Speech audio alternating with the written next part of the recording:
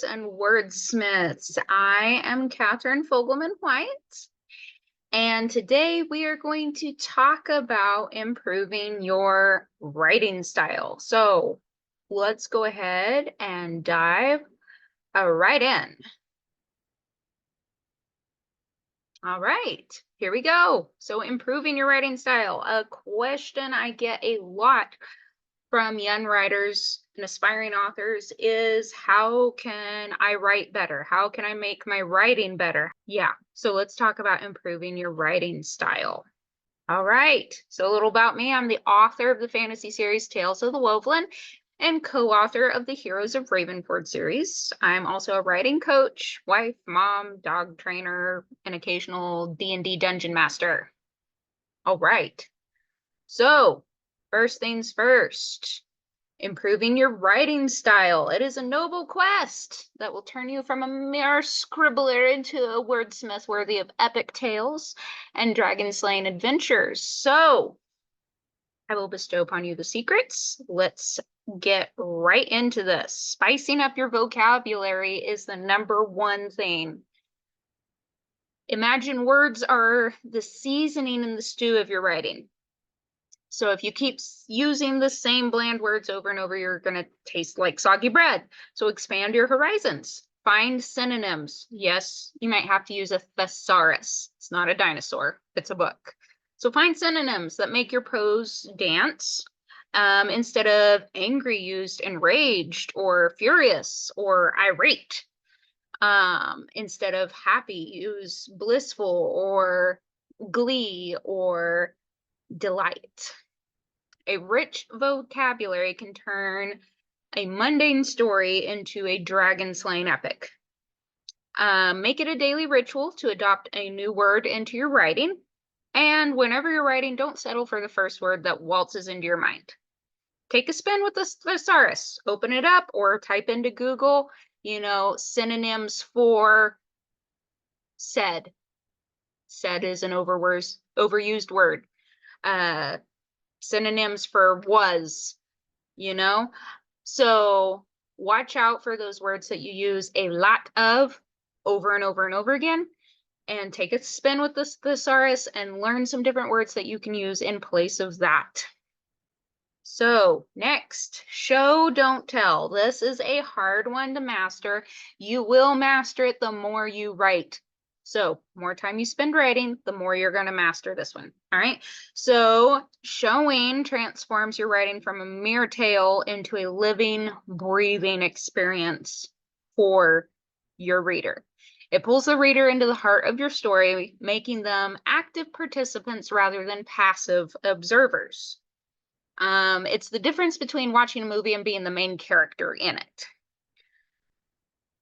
Think of your readers as treasure hunters. They want to discover things for themselves, not have everything handed to them on a silver platter. So instead of saying the dragon was terrifying, describe its scales gleaming like molten gold, its roar shaking the mountains, and its eyes burning with the fire of 1,000 suns.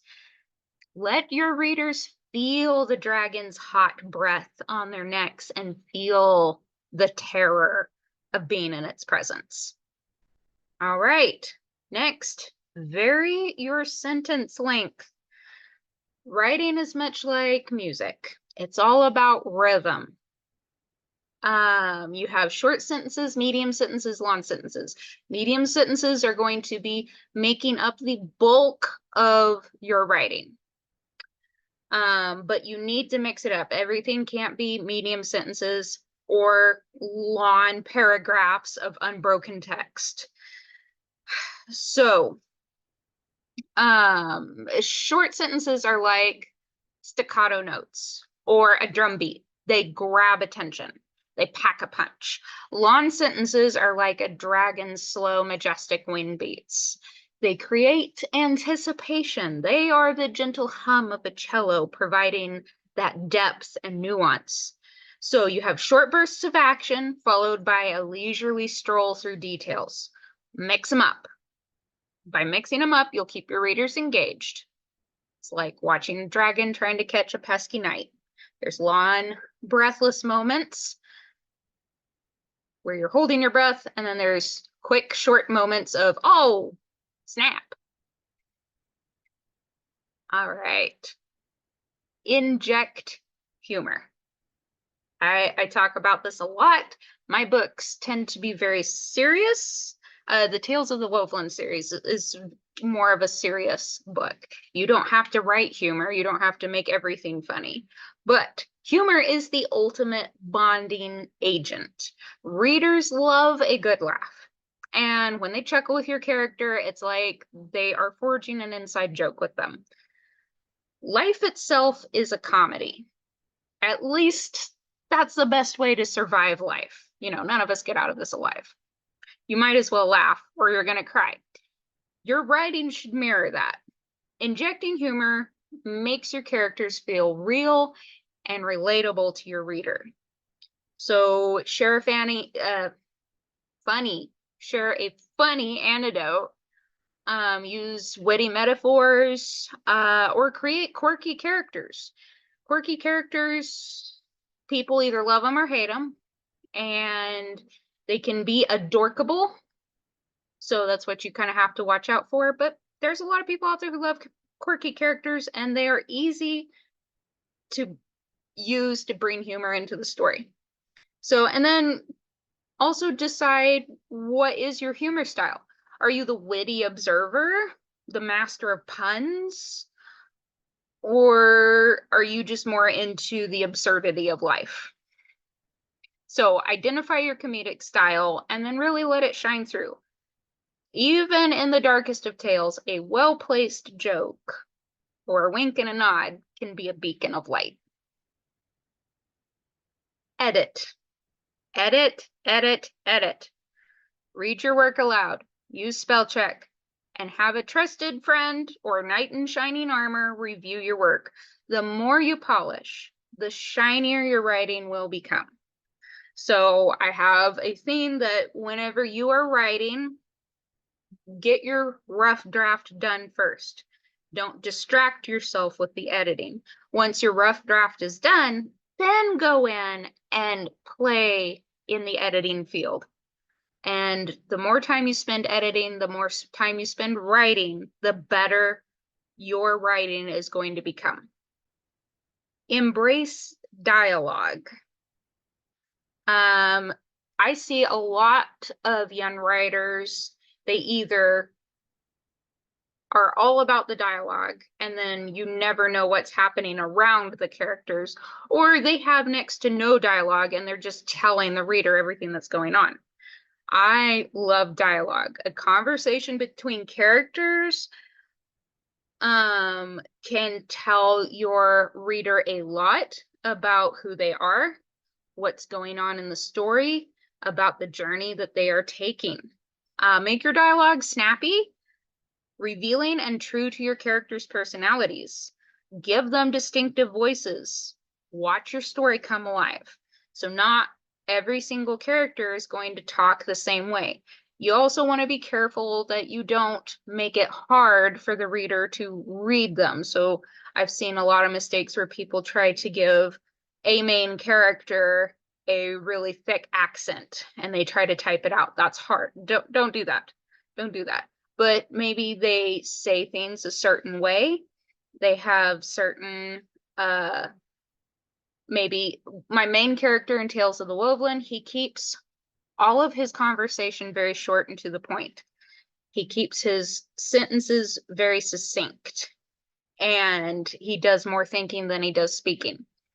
And then his love interest tends to have like a thought, and she says the middle of the thought. So not everybody knows exactly what she's talking about all the time, or she likes to over-explain herself.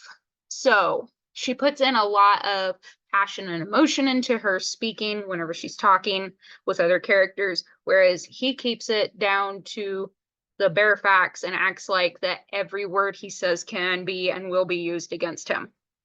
So give your characters distinctive voices, make the dialogue snappy, true to their personalities, and use it as a tool to let your reader know what's going on. All right, create strong imagery. So this is setting the scene. You want to transport your readers into your world with vivid sensory descriptions. Paint a mental picture with words. Let them smell the dragon's smoky breath. Let them feel the heat of its flames and hear the rustle of armor of the knights trying to fight it. Engage the five senses. And that kind of goes into that show, don't tell. By creating that imagery, setting that scene, and engaging all of those senses, you're letting the reader's brain bring everything to life instead of telling them that the knights were fighting with a dragon. All right. And then, of course, for all writers, I suggest read more. Read, read, read. The best writers are avid readers. Devour books like a dragon devours sheep. It is so good. That is how you will learn to improve your writing. That is how you will learn to do better in your editing, by reading other authors, by reading other books. Read a variety of genres and styles to learn different techniques. Sometimes what works in nonfiction can work in fantasy as well. So read a variety of genres, learn different techniques, analyze what makes a story engaging, especially story that you really like, that you just love. Analyze it. Find out what makes it engaging for you and apply those lessons to your own work. And there you have it. With these tips, you'll be well on your way to improving your writing style and enchanting readers, hopefully. So go forth armed with this wisdom and let your writing soar on the wings of imagination. Again, just keep writing, and we'll see you in the next video.